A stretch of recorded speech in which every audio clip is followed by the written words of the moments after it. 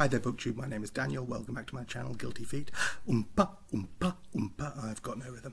And today I have a bunch of stuff I want to talk about, and I've made some notes, and I may even I usually just talk right through for way too long, and I may sort of pause and break this up just so I can remember to say all the things I want to say.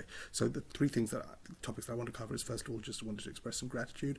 Then I'm going to talk about the International Writers' Festival in Jerusalem, which took place this week, and my wife and I attended a live event in Jerusalem this evening, drove there and back, and then I'll talk about what I've read and what I'm going to be reading. So first of all, gratitude. When I started this channel, I had very little or no expectations that anyone would be interested in hearing what I have to say. My own experience from close personal family is that no one is interested in anything I have to say. And I just determined and decided early on to pay very little attention to subscriber numbers.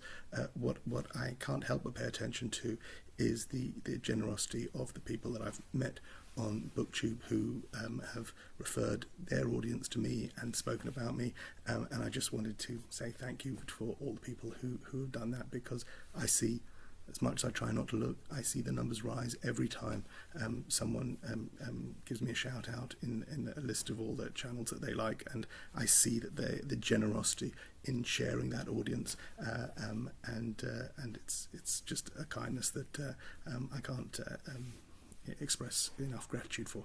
So particularly I wanted to call out, there's a group of young whippersnappers who refer to themselves collectively as the I hope I get this right, the book hotties, and they've given me some kind of nickname like Crusty Uncle BookTube or something like that, and each one of them in turn has been enormously kind and said very nice things about my channel, and if you're here because of them, then I'm grateful for them, grateful to you. So Hannah at Let's Talk About Books Baby, Grace at GK Reads, CJ at CJ Reads, and Kieran at KD Books, hotties to a one, and thank you very much all of you for your inexplicable kindness. I also want to give a shout out to Sean, the book maniac, who the interview that he did with me that sits on his channel and was a lot of fun. I got a huge spike, and Sean is going to get mentioned a couple more times later on in this video. And then the other thing I want the other person I want to express gratitude for is Steve Donahue. Last week I made an effort to resurrect the Has Steve Read This tag, started by Matthew at Maybury Books, and I kicked off season 2 with very perhaps bloated expectations of how well I would do, which spoiler, I crashed and burned. But I wanted to say that I loved watching those videos the first time around, the thrill of Steve responding, and I carry on watching everyone else's submissions. They are among the most fun videos that I enjoy on BookTube, and I want to express gratitude to Steve for his good humour in taking this and his generosity in answering, and the grace with which he does it, and then listening to him talk about books that we've read is so much fun and so much part of why we do this. So huge gratitude there. And then also to everyone else who tags me, and there's a whole bunch of people, and it would be I'm going to forget some of them, but Brian and Hannah and Courtney and Roz and Mark Nash and Carrie and Noah and everyone else who's just been really kind. That's it was not what I was necessarily expecting. I get great book conversation. I did not anticipate the kindness, so that's, I felt, worth acknowledging and expressing gratitude for, so thank you.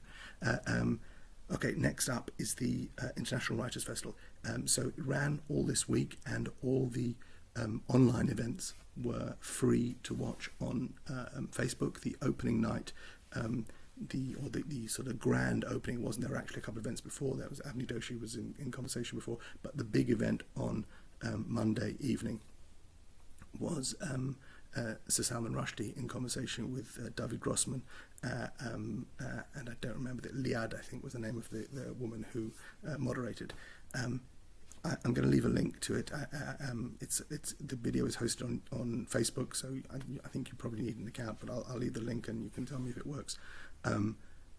It was just a joyful hour spent in the company of two of my literary heroes, chewing the fat, talking about where they're at in life, and where they, what they're doing and what they've been up to, and the difference between writing in now and when they're at the start of their careers, both in terms of their age, in terms of the expectations now because they've achieved a level of success, and a whole range of topics at the end. I think it maybe even got a little melancholic, both in discussing life during the Trump administration and post-Trump administration, and where we seem to have seen the back of Trump, and Salman Rushdie had plenty to say about that. And then David Grossman pointed out that we have not yet seen the back of Netanyahu, although we're as close as we've ever been in Israel, and had some sobering thoughts on that subject as well. Just a great conversation if you have any interest in great literary minds talking and sharing. It was a super hour conversation. So there's been other things all during the week, and if you like that, you can go and you'll see all those live conversations still, I think, available to watch on video on Facebook. Tonight, my wife and I drove to Jerusalem. So I worked from home today, so I was here, and she came home from her work. She's not supposed to work Thursdays, but she had a visiting VIP she had to go and pay tribute to. And then she came home and we drove to Jerusalem. Should be about an hour, but in traffic it takes about an hour and a half to get there. We left enough time that we'd be able to find parking and get to it takes place in Mishkanot Shananim, which is a sort of conference centre, and there's also a writers' retreat there. So in non-COVID times, writers would come and be in residence in this in this place. It's in the heart of if Jerusalem could be said to have a heart. Now, many people think, I guess, if you're thinking of Jerusalem, you might think of what is actually the old city of Jerusalem, where the Wailing Wall is, and the Via Dolorosa that Jesus walked, and there's the Armenian quarter there and the Muslim quarter. That's in the old city. That's a very specific, quite a small area. I mean, it can take you a while to walk around it, but a relatively specific part of Jerusalem. The actual city of Jerusalem is relatively cosmopolitan and beautiful, and this place sits sort of outside the main strip of town, but near where there's a lot of hotels around there, and it's a beautiful garden park over the road. And this is there is a thing known as Montefiore's windmill, which was actually built by Sir Moses Montefiore, and I've got a video of the windmill.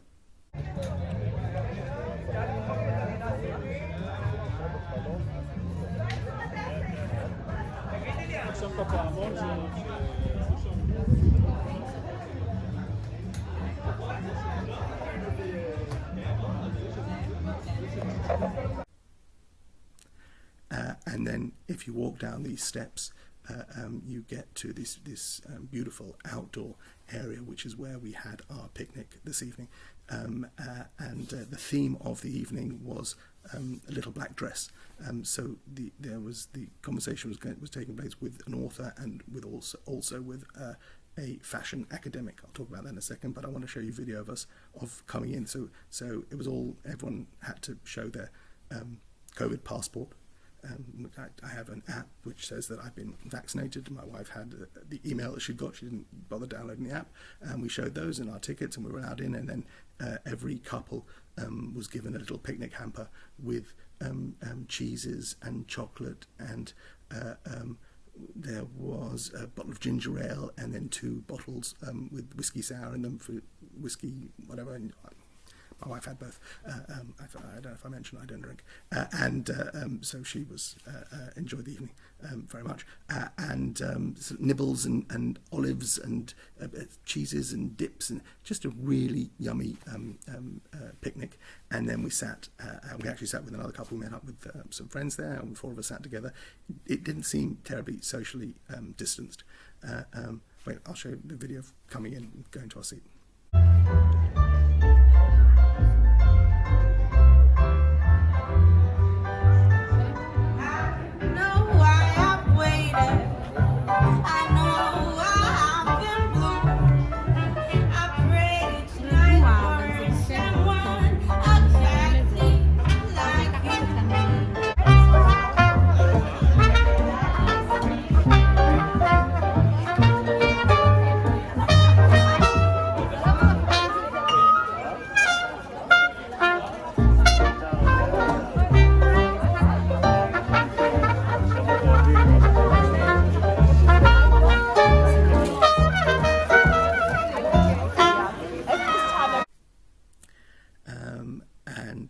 You can see there was a band playing in the first half before the talk started.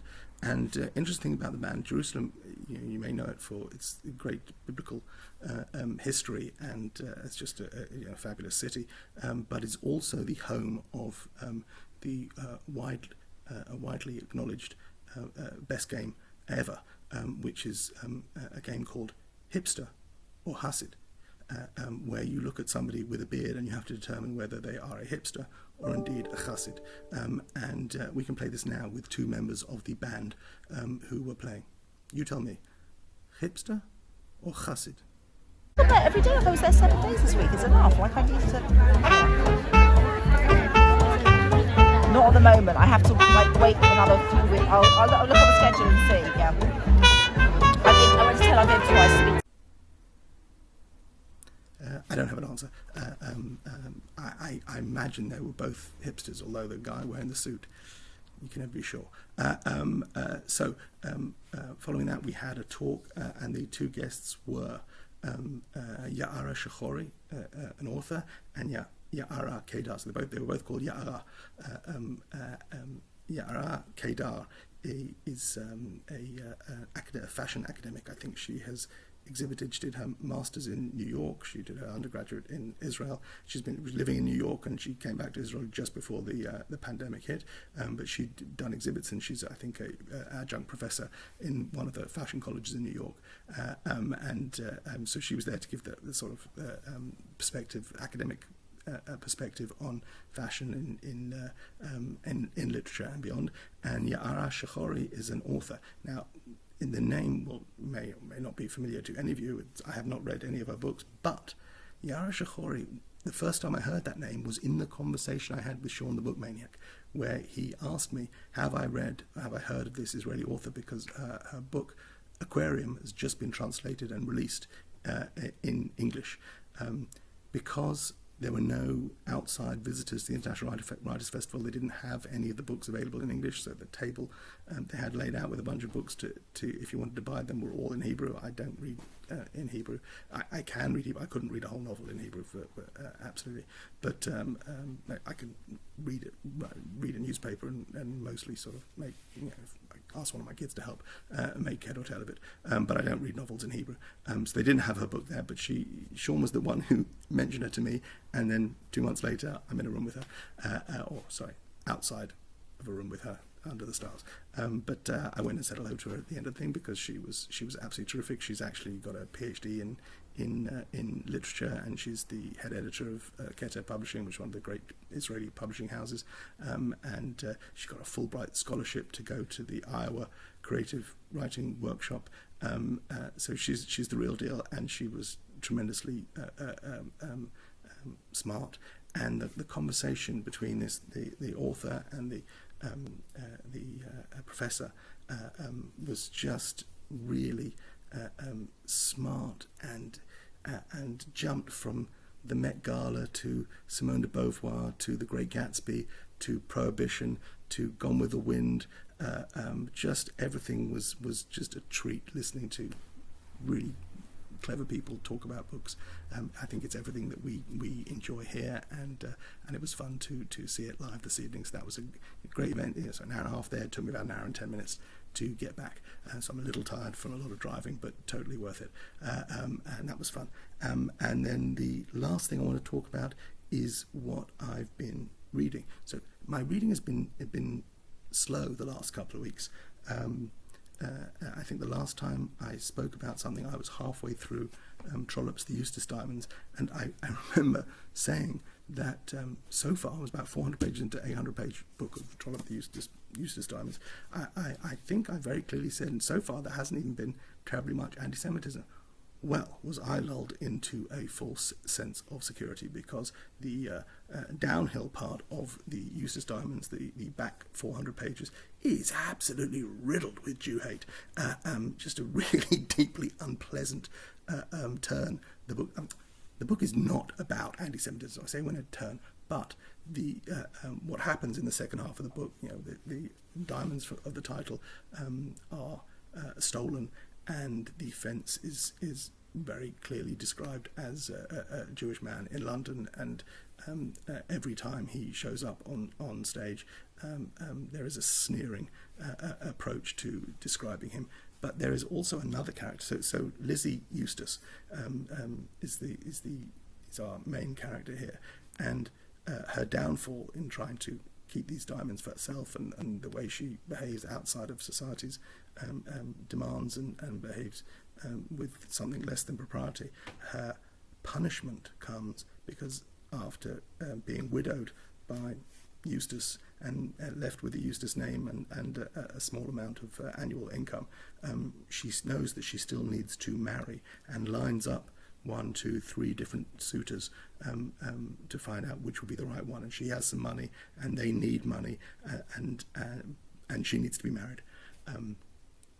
And because of all the tricks and shenanigans that she gets involved in and makes herself unwelcome in many parts of civil society, she ends up, the punishment is that the man she ends up with is a former Jew.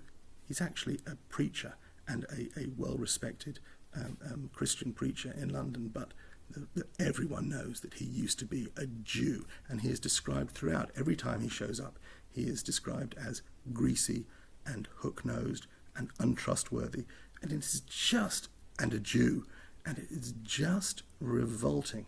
And I love the book, and if you could ask me to explain how I managed to reconcile these two things, a book which is just entertaining and fun, but knowing throughout that the man who wrote it was an arsehole, a Jew-hating twerp of the lowest order, who I'm going to continue reading, because that's just how I'm going to deal with this. I want to see what happens in the rest of this Palliser series. This is the third. When I ticked this off in Goodreads, someone had commented that this is the first. This is the first in a trilogy. So I book 3, 4, and 5 of the Palliser book set of 6 are the 3 most anti-Semitic, or contain the 3 most anti-Semitic examples of Trollope's revolting tendencies. So I've got that to look forward to. Two more of those. But yeah, so it's a great book. If you like Trollope, everything you like about Trollope is in here. It's light and breezy. Trollope's a dick. There's no getting away from it. After I read The Eustace Diamonds, I picked up a book that I'd had lying around for 10 years. I think I recently lent this to my brother, so it's the 5th in a series that I'd kind of stopped reading. I don't have any more, but I had a good enough experience with this that I may go and pick up some more. And this is John D. MacDonald. This is A Deadly Shade of Gold, which is the 5th in the Travis McGee series. Travis McGee is a sort of Florida Lothario who lives on a boat that he won in a poker game, and the boat is called the Busted Flush, which is a poker term for when you're trying to get a flush, but don't get the 5th card that you need to make a flush, and so what you're going anyway. Busted Flush is the name of his houseboat that he lives on in Florida. This is from the 60s, so this is, I'm guessing, post Bond. or just as Bond is at its height, and there are other writers trying to mimic this kind of thing. He's not a spy, but he is a man to whom problems make themselves known, and he gets involved and follows through. Everyone he comes across, or every woman that he comes across, is assessed in terms of their attractiveness, and they, without fail, find Travis just devastatingly attractive, and he beds most of them, and in most cases they meet unhappy ends. It's just, flamingly misogynist in ways that are mostly unforgivable. I won't recommend this to anybody who for whom that would be it should be upsetting for everybody. For anyone whom that would be so upsetting as they would just destroy any enjoyment that can be found in the book. There is some enjoyment to be had here. There's some good plotting. There's some sort of coherent telling of a tale over time, even though the misogyny is hard to shake. But actually, I had a better time with this one than the earlier books in the series. And I love these. If I find these old sort of Fawcett gold medal mass market paperbacks, then I would pick up another. I don't think I'm really searching for the next in the series, especially as I've bought now 120 books, so I'm not on eBay looking for the next one. But I guess if I was out in the wild and I saw they had an old time crime or thriller section, I might see if the next one was available and pick it up, because this was relatively fun. Now, what I'm reading, so I had something happen to me this week which was about as amazing as a thing that could happen to someone who loves books. I got a text message, WhatsApp. I know WhatsApp, people in the UK use it. In America, I think, use it less, but I got a message with pictures attached from a friend of ours who lives locally called Cindy, the very Cindy that Shaun the Book Maniac, this is the second Shaun the Book Maniac reference, and I spoke about. Cindy is a massive Litzy user, and a voracious reader, and really every time I get together with her and listen to the amount of books that she's consuming, I'm just in awe. So she sent me a WhatsApp message with 2 pictures of books that she was unhauling, and not 2 pictures of 2 books, 2 stacks of books. Hey Daniel, I'm getting rid of a bunch of these things. Is there anything here you would want? It gets no better than that. I spent just looking at these stuff. Well, I've read that, and am I going to read that?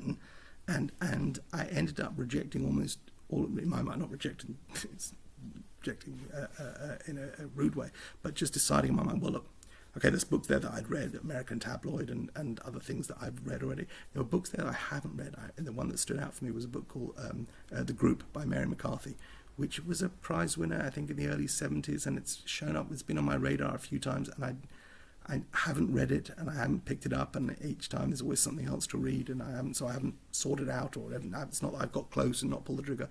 It's just there in my mind. The book is familiar, I know very little about it, but I haven't read it, and I decided, in this instance, I wasn't, if I hadn't read it, there was no point. It wasn't going to be the one that I picked up. So I only chose 2 books. There must have been, I think, 2 stacks of 10, 12, 15 books each, and I chose 2 out of all of them. But I'm reading the first one now, and I'm delighted to get both these books. So thank you to Cindy. Cindy says hi, Sean, and these are the 2 books I took from Cindy's stack. This is on Horner. So 2 new books that I got for free, and the first is Kim Jung, born, I don't even know how to pronounce. I'm sorry. How to pronounce a name, it's a Korean name, born 1982 by Cho Nam-ju. Now, here's my question for readers of Korean authors. Do I file this under Cho? So I put it with the C's, because I believe that like Kim is the family name, and this is the given name. I believe that's the way Korean names work. So Cho is the family name, and Namju is the given name of the author. So this would be, So this is the Smith John. So here's the question: Do I file this under Cho? Because all my books are filed alphabetically by author. This is not a question that should trouble anybody or bother you particularly. Just something that I want to think about, and I've got about another 100, 200 pages to go before I really have to decide what I'm going to do with it. So that is Kim Ji-young, born 1982, by Cho Nam-ju. I started with the first chapter and loving it, and I'm going to whiz through this nice big print, a beautiful hardback. Thank you so much, Cindy. This is a delight. And then the other book that Cindy gave me was Helen Oyemi. I've read 3 Helen Oyemi books, and this is Gingerbread, which I believe some of you have read. I think I've heard people talk about it. Nothing that I've read by Helen Oyemi so far has let me down. So I was delighted to pick this up, and this is from a couple of years ago, 2019, I believe. I don't know if there's been another book since then. I think there has, but it was 2018. Anyway, so another beautiful, unread, lovely book. Thank you so much, Cindy, for donating that to the Guilty Library. And that is all I have for you today. Thank you to everyone. Thank you for watching. Take care. God bless. Bye.